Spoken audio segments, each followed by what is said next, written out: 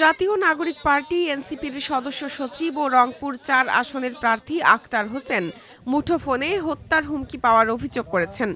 আক্তার হোসেন জানান, ৭ ফেব্রুয়ারি বিকেল ৫:৩০টার দিকে রংপুরের পীরগাছা উপজেলার ছাওলা ইউনিয়নের কিসামত গ্রামে নির্বাচনী প্রচারণা চালানোর সময় অপরিচিত একটি নাম্বার থেকে তাকে প্রাণনাশের হুমকি দেওয়া হয়। একটি অপরিচিত নাম্বার থেকে কল আসে এবং তিনি অশ্লীল গালিগালাজ করেন, প্রাণনাশের হুমকি দেন, আমার পরিবারকে কেটে ফেলবে, মেরে ফেলবে। ঘটনার পর শনিবার রাতেই তিনি পীরগাছা থানায় একটি সাধারণ ডায়েরি করেন।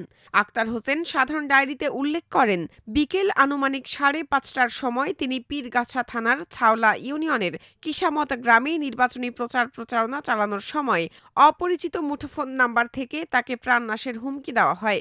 এই ঘটনা নিয়ে আক্তার হোসেন গণমাধ্যমকে বলেন, সারা দেশের মতো তার আসনেও শাপলাকলির নেতা কর্মীদের নানা সময়ে হুমকি দেওয়া হয়েছে।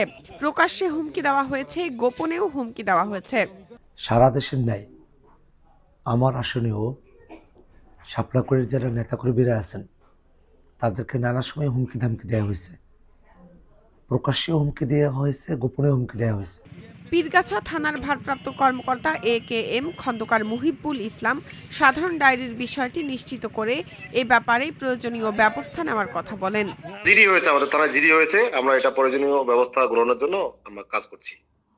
আচ্ছা আচ্ছা, মানে এখন পর্যন্ত কাউকে ট্রেস করা বা কোনো কিছু? না, একটা জাস্ট জিডি হয়েছে, একটু আগে জিডিটা হলো।